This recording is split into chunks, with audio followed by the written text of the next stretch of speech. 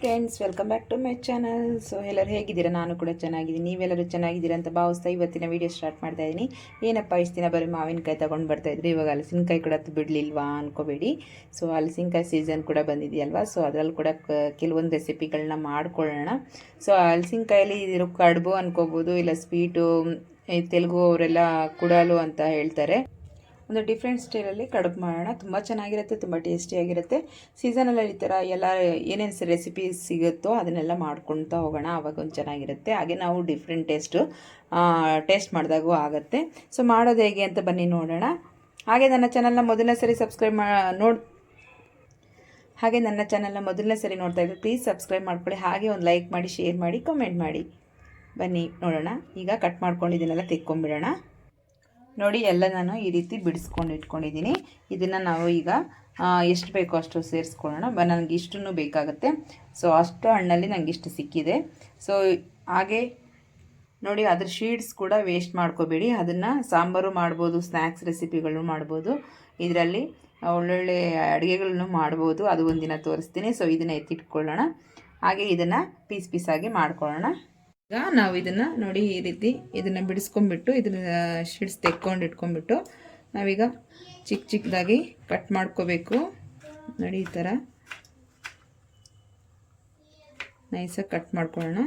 ಎಲ್ಲ small pieces ಆಗಬೇಕು. ಆ ರೀತಿ ತುಂಬ ಚೆನ್ನಾಗಿರುತ್ತೆ. ಒಂದ್ಸಲಿ ಮಿಸ್ ಮಾಡದೆ ಟ್ರೈ ಮಾಡಿ. ಸೀಸನಲ್ಲಿ ಏನೇನು ಸಿಗುತ್ತೋ ಎಲ್ಲ ಮಾಡ್ಕೊಂಬಿಡಿಯಪ್ಪ, ಆವಾಗ ಒಂದು ಸ್ಯಾಟಿಸ್ಫ್ಯಾಕ್ಷನ್ ಇರುತ್ತೆ. ಹೌದು, ಈ ಸೀಸನಲ್ಲಿ ಇದನ್ನು ಮಾಡ್ಕೊಂಡಿದ್ವಿ, ಮತ್ತೆ ನಮ್ಗೆ ಆ ಸೀಸನ್ ಸಿಗೋದಿಲ್ಲ ಮತ್ತೆ ಒಂದು ವರ್ಷ ಗಂಟ. ಸೊ ಸಿಕ್ಕಿದಾಗ ತುಂಬ ಅವೈಲೇಬಲ್ ಈಗ ಎಲ್ಲ ಕಡೆ ಸಿಗುತ್ತೆ. ಸೊ ಮಿಸ್ ಮಾಡದೆ ರೆಸಿಪಿಗಳನ್ನ ಮಾಡ್ಕೊಳ್ಳಿ. ನಮ್ಮ ಚಾನಲ್ನಲ್ಲಿ ಕೆಲವೊಂದು ಸೀಸನ್ಗಳಲ್ಲಿ ಅದಕ್ಕೆ ತಕ್ಕನಾಗಿರೋ ಎಲ್ಲ ರೆಸಿಪಿಗಳು, ಮ್ಯಾಂಗೋದಲ್ಲಿ ತುಂಬ ಸ್ಪೆಷಲಾಗಿ ತುಂಬ ವೀಡಿಯೋಸ್ಗಳನ್ನ ಹಾಕಿದ್ದೀವಿ. ಸೊ ಎಲ್ಲ ನೋಡಿ. ಹಾಗೆ ಕಾಯಲ್ಲೂ ಕೂಡ ತುಂಬ ವೆರೈಟಿ ಮಾಡಿದ್ದೀವಿ, ಹಣ್ಣಲ್ಲೂ ಹಾಗೆ. ಇವಾಗ ಜಾಕ್ ಫ್ರೂಟ್ ಸೀಸನ್. ಸೊ ಈಗ ಮ್ಯಾಂಗೋ ಜಾಕ್ ಫ್ರೂಟು ಜಾಸ್ತಿ ಇದೆ. ಸೊ ಸೀಸನ್ ಮುಗಿಯೋಷ್ಟರಲ್ಲಿ ಎಷ್ಟು ಸಾಧ್ಯನೋ ಅಷ್ಟು ಮಾಡ್ಕೊಳ್ಳೋಣ. ಎಲ್ಲ ತಿನ್ನಬೇಕು. ಸೀಸನಲ್ಲಿ ಏನೇನು ಸಿಗುತ್ತೋ ಎಲ್ಲ ತಿನ್ನಿ, ಚೆನ್ನಾಗಿರಿ, ಆರೋಗ್ಯವಾಗಿ. ನೋಡಿ, ಈ ರೀತಿ ಪೀಸಾಗಿ ಮಾಡ್ಕೊಳ್ಳೋಣ ಎಲ್ಲದನ್ನು. ಈಗ ನೋಡಿ, ನಾನು ಒಂದಿಷ್ಟು ಕಟ್ ಮಾಡಿ ಇಟ್ಕೊಂಡಿದ್ದೀನಿ. ಈಗ ನಾನು ಸ್ವಲ್ಪ ಬೆಲ್ಲ ತೊಗೊಂಡಿದ್ದೀನಿ, ಒಂದು 1/4 kg ಎಷ್ಟಿದೆ ಬೆಲ್ಲ. ಸೊ ಇದನ್ನು ನಾವು ಸ್ವಲ್ಪ ಕರಗೋದಕ್ಕೆ ಮಾತ್ರ ಇಟ್ಕೋಬೇಕು. ಸೊ ಸ್ವಲ್ಪ ಒಂದು ಕಪ್ ವಾಟ್ರ್ ಹಾಕಿ ಕರಗೋದಕ್ಕೆ ಇಟ್ಕೊಳ್ಳೋಣ. ಈಗ ನೋಡಿ, ನಾನು 1 ಲೋಟ ನೀರನ್ನು ಸೇರಿಸಿ ಬೆಲ್ಲ ಜಸ್ಟ್ ಕರಗಬೇಕಷ್ಟೇ, ನಾವು ಸೋಸ್ಕೊಳ್ಳೋಕ್ಕಷ್ಟೇ, ಏನು ಪಾಕ ಏನು ಬೇಡ. ಈಗ ಕರಗ್ತಾ ಇದೆ ಬೆಲ್ಲ, ಸ್ವಲ್ಪ ಕರಗಲಿ. ಅಷ್ಟರಲ್ಲಿ ನಾವು ಈಗ ಒಂದು ಪ್ಯಾನ್ ಇಟ್ಕೊಂಡಿದ್ದೀನಿ. ನಾನು ಸ್ಟವ್ ಆನ್ ಮಾಡಿಕೊಂಡು ಪ್ಯಾನ್ ಇಟ್ಕೊಂಡಿದ್ದೀನಿ. ಸೊ ಈಗ 1 ಟೇಬಲ್ ಸ್ಪೂನಷ್ಟು ತುಪ್ಪ ಸೇರಿಸ್ಕೊಳ್ಳೋಣ. ಈಗ ತುಪ್ಪಕ್ಕೆ ನಾವು ಹೆಚ್ಚಿಟ್ಕೊಂಡಿರೋ ಹಲಸಿನ ಹಣ್ಣು ಸೇರಿಸ್ಕೊಂಡ್ಬಿಡೋಣ. ಈಗ ಸ್ವಲ್ಪ ಫ್ರೈ ಮಾಡ್ಕೊಳ್ಳೋಣ. ಸ್ವಲ್ಪ ತುಪ್ಪದಲ್ಲಿ ಸ್ವಲ್ಪ ಫ್ರೈ ಆಗಬೇಕು.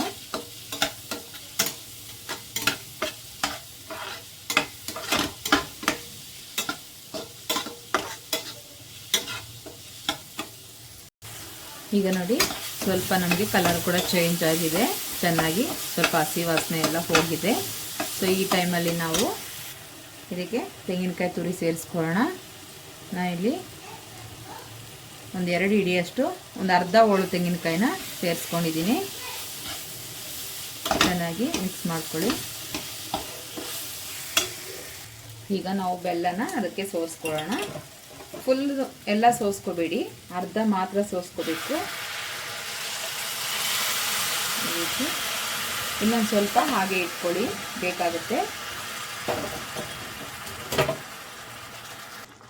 ಈಗ ನೋಡಿ, ಚೆನ್ನಾಗಿ ಮಿಕ್ಸ್ ಮಾಡ್ಕೊಳ್ಳೋಣ.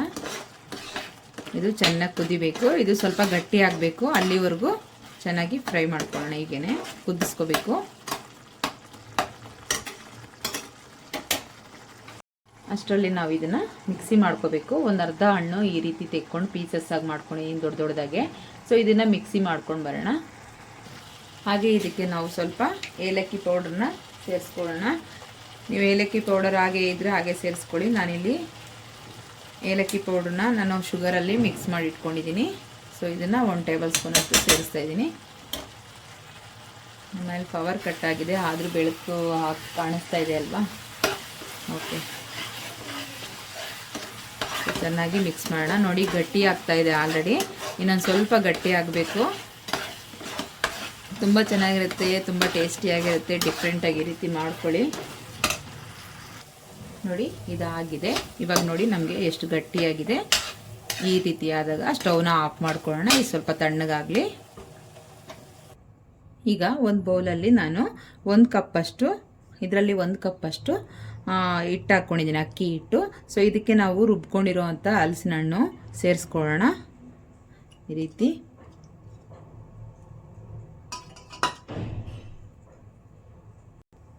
ಈಗ ಇದಕ್ಕೆ 1 ಚಿಟಿಕೆಯಷ್ಟು ಸಾಲ್ಟು, ಜಾಸ್ತಿ ಏನು ಬೇಡ. ಈಗ ಇದನ್ನು ಮಿಕ್ಸ್ ಮಾಡ್ಕೊಳ್ಳೋಣ. ಹಾಗೆ ನಾವು ಸೋಸ್ಕೊಂಡಿರೋ ಅಂಥ ಬೆಲ್ಲದ ನೀರು, ಇದು ಬಿಸಿ ಇದೆ, ಬಿಸಿ ಇದ್ದಾಗೆ ಸೇರಿಸ್ಕೋಬೇಕು. ತಣ್ಣಗಾದ್ಮೇಲೆ ಸೇರಿಸ್ಕೋಬೇಡಿ, ಬಿಸಿ ಇದ್ದಾಗಲೇ ಸ್ವಲ್ಪ ಸ್ವಲ್ಪ ಸೇರಿಸ್ಕೊಳ್ಳಿ. ಆ ಬೆಲ್ಲದ ನೀರು ನಿಮ್ಗೆ ಸಾಲ್ಟೇಜ್ ಆಯಿತು ಅಂದರೆ ಬಿಸಿನೀರು ಸ್ವಲ್ಪ ಕಾಯಿಸ್ಕೊಂಡು ಅದನ್ನು ಸೇರಿಸ್ಕೋಬೇಕು. ಸ್ವಲ್ಪ ಸ್ಪೂನಲ್ಲೋ ಯಾವುದ್ರಲ್ಲಾದರೂ ಕಲಿಸ್ಕೊಳ್ಳಿ, ಆಮೇಲೆ ಕೈಯಲ್ಲಿ ಕಲಿಸ್ಕೋಬೋದು ಸ್ವಲ್ಪ ತಣ್ಣಗಾದಾಗ. ಬಿಸಿ ಪಾಕ ಹಾಕಿರ್ತೀವಲ್ಲ, ಸೊ ಹಾಗಾಗಿ ಸ್ವಲ್ಪ ಸ್ಪೂನಲ್ಲಿ ಈ ರೀತಿ ಕಲಿಸ್ಕೊಂಡಿದ್ದೀನಿ. ಸೊ ಈಗ ಕೈಯಲ್ಲೇ ಕಲಿಸ್ಕೊಳ್ಳೋಣ.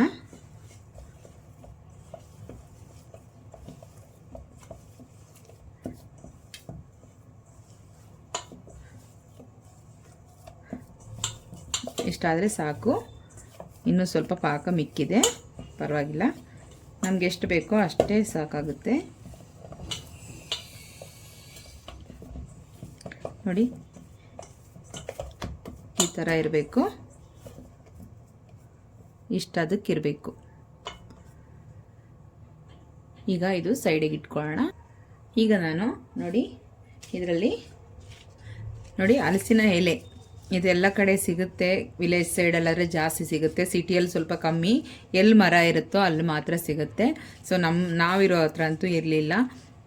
ಸೊ ನಮ್ಮ ಮಾವಾಗ ಹೇಳಿ ಪಾಪ ಹುಡುಕ್ಸಿ ಬೇರೆ ಕಡೆ ಎಲ್ಲ ಹೋಗಿ ತೊಗೊಂಡು ಬಂದರು. ದೊಡ್ಡ ದೊಡ್ಡ ಮರ ಇದೆ, ಸಿಕ್ಕಿಲ್ಲ ಅಂತ ಹೇಳಿ ನನಗೊಂದು ಸ್ವಲ್ಪ ಎಲೆ, ಅದು ಕೆಳಗಡೆ ಎಲ್ಲೋ ಒಂದು ಸೈಡಲ್ಲೆಲ್ಲ ಸ್ವಲ್ಪ ಚಿಗುರು ಬಂದಿರುತ್ತಲ್ಲ, ಆ ಥರ ಇದ್ದಾಗ ಕಿತ್ಕೊಂಡು ಬಂದಿದ್ದಾರೆ.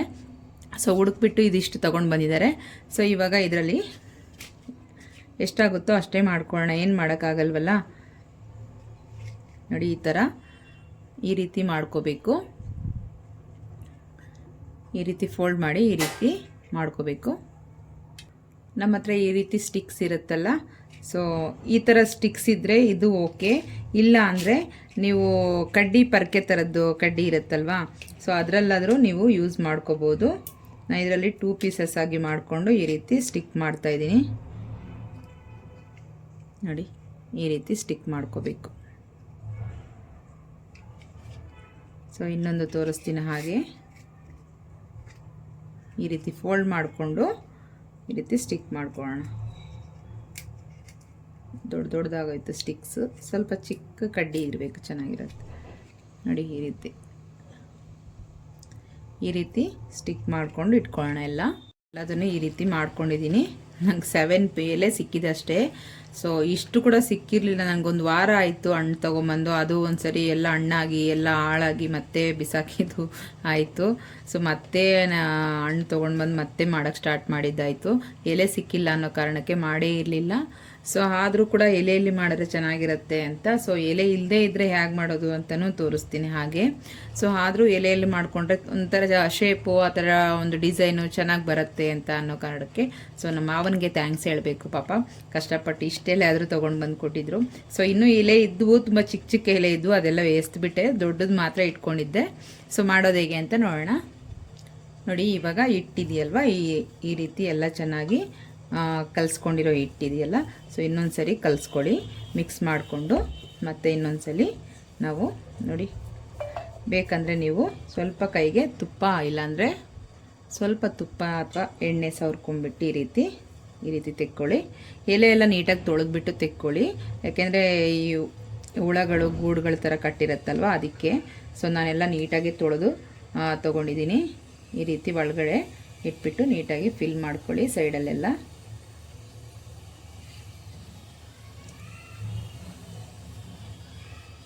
ಇದು ತುಂಬ ಚಿಕ್ಕ ಚಿಕ್ಕ ಎಲೆಗಳೇ, ಬಟ್ ಏನು ಮಾಡೋಕ್ಕಾಗಲ್ಲ, ಎಲೆಗಳು ಸಿಗಲ್ಲ ಇಲ್ಲೆಲ್ಲ. ಸೊ ಸಿಕ್ಕಿದಾಗ ಮಾಡ್ಕೊಳ್ಳಿ, ಇಲ್ಲಾಂದರೆ ಹಂಗೂ ಏನು ಇಲ್ಲ ಅಂದ್ರೂ ಕೂಡ ಮಾಡ್ಕೋಬೋದು. ಬಟ್ ಅದೇ ಶೇಪ್ ಇರಲ್ಲ, ಬಟ್ ತಿನ್ನೋದಕ್ಕೆ ಬೇಕಂದರೆ ಮಾಡ್ಕೋಬೋದು. ಸೊ ನಾನು ವೀಡಿಯೋಗೋಸ್ಕರ ಬೇಕಲ್ವಾ, ಹಾಗಾಗಿ ಸ್ವಲ್ಪ ಕಷ್ಟಪಡ್ತಾಯಿದ್ದೀನಿ. ಈಗ ನೋಡಿ ಈ ರೀತಿ ಮಾಡ್ಕೋಬೇಕು. ಸೊ ನಾವು ಆಗಲೇ ನಾವು ಬೆಲ್ಲ ತೆಂಗಿನಕಾಯಿ ಎಲ್ಲ ಹಾಕಿಟ್ಕೊಂಡಿದ್ದೀವಲ್ಲ, ಈ ಮಿಶ್ರಣನ ಇದ್ರೊಳಗಡೆ ಸೇರಿಸ್ಕೊಳ್ಳಿ. ಈ ರೀತಿ ಸೇರಿಸ್ಕೊಂಡು ಇಲ್ಲಿ ಮೇಲ್ಗಡೆ ಸ್ವಲ್ಪ ಬಿಟ್ಕೊಂಡಿದ್ದೀವಲ್ಲ, ಇದನ್ನು ನೀಟಾಗಿ ಕವರ್ ಮಾಡ್ಕೊಳ್ಳಿ ಅಷ್ಟೇ.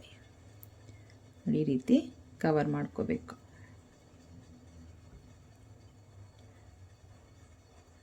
ಈ ರೀತಿ ಕವರ್ ಮಾಡಿಕೊಂಡು ಎತ್ತಿಟ್ಕೊಳ್ಳೋಣ. ಹಾಗೆ ಇನ್ನೊಂದು ಕೂಡ ಮಾಡ್ಕೊಳ್ಳೋಣ.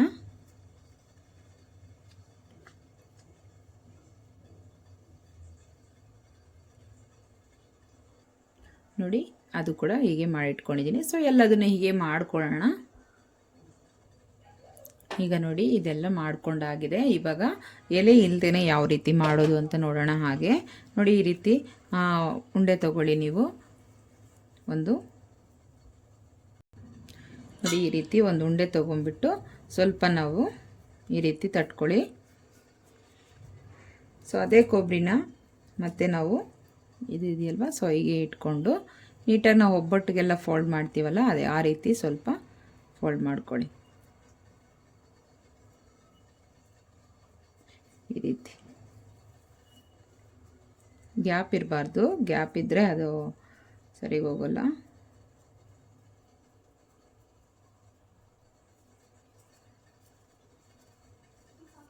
ನೋಡಿ ಈ ರೀತಿ ಕೂಡ ಮಾಡ್ಕೋಬಹುದು.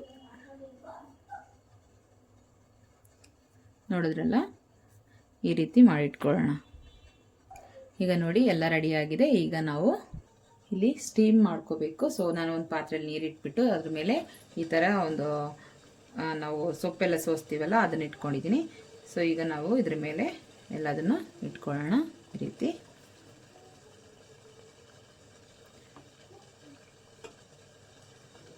ಒಂದು 15ರಿಂದ 20 ನಿಮಿಷ ಚೆನ್ನಾಗಿ ಸ್ಟೀಮ್ ಆಗಬೇಕು.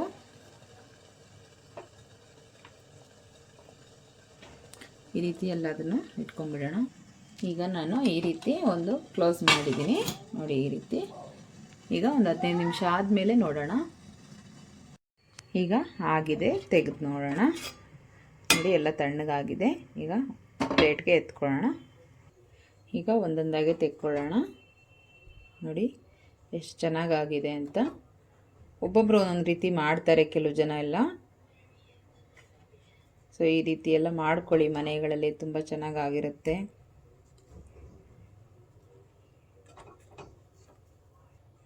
ಈಗ ಈ ರೀತಿ ಸ್ಟಿಕ್ಕನ್ನು ತೆಗೆದುಬಿಟ್ಟು ನಾವು ಈ ರೀತಿ ಲೀಫಲ್ಲಿ ಈ ಥರ ತೆಗೆದುಬಿಡ್ಬೋದು. ನೋಡಿ ಎಷ್ಟು ಚೆನ್ನಾಗಾಗಿದೆ ಅಂತ. ಹಾಗೆ ಒಳಗಡೆ ಕೂಡ ನೋಡೋಣ ಹೇಗಾಗಿದೆ ಅಂತ. ನೋಡಿ ತುಂಬ ಚೆನ್ನಾಗಿರುತ್ತೆ ಟೇಸ್ಟು. ಹಾಗೆ ಮಾಡ್ಕೊಳ್ಳಿ ಒಂದ್ಸಲಿ, ಮಿಸ್ ಮಾಡಿದೆ. ಹೇಗಿದೆ ಅಂತ ಕಮೆಂಟ್ ಮಾಡಿ. ಹಾಗೆ ಲೈಕ್ ಮಾಡೋದು, ಶೇರ್ ಮಾಡೋದು ಮಾತ್ರ ಮರಿಬೇಡಿ. ಸೊ ನೋಡೋದಲ್ಲ ಫ್ರೆಂಡ್ಸ್, ಹೇಗೆ ಮಾಡೋದು ಹಲಸಿನಕಾಯಿ ಕಡುಬು, ಜಾಕ್ ಫ್ರೂಟ್ ಕಡುಬು ಹೇಗೆ ಮಾಡೋದು ಅಂತ ನೋಡೋದಲ್ಲ. ತುಂಬ ಚೆನ್ನಾಗಿರುತ್ತೆ ಸ್ವೀಟ್ ರೆಸಿಪಿ. ಮಿಸ್ ಮಾಡಿದೆ, ಟ್ರೈ ಮಾಡಿ. ನಿಮ್ಮ ಮನೆಯಲ್ಲೂ ಎಲ್ಲರಿಗೂ ಇಷ್ಟ ಆಗುತ್ತೆ. ಸೀಸನಲ್ಲಿ ಏನು ಸಿಗುತ್ತೋ ಎಲ್ಲ ಮಾಡ್ಕೊಳ್ತೀನಿ, ಆರೋಗ್ಯಕ್ಕೂ ಒಳ್ಳೆಯದು. ಹಾಗೆ ಸೀಸನ್ ಮಿಸ್ ಆದರೆ ಮತ್ತೆ ಸಿಗೋದಿಲ್ಲ. ಮಿಸ್ ಮಾಡಿದೆ, ಟ್ರೈ ಮಾಡಿ. ಇಷ್ಟೊತ್ತು ವಾಚ್ ಮಾಡಿದ್ದಕ್ಕೆ ಥ್ಯಾಂಕ್ ಯು ಫಾರ್ ವಾಚಿಂಗ್. ಮತ್ತೆ ಸಿಗೋಣ ನೆಕ್ಸ್ಟ್ ವಿಡಿಯೋದಲ್ಲಿ. ಅಲ್ಲಿವರೆಗೂ ಟೇಕ್ ಕೇರ್, ಬಾಯ್ ಬಾಯ್.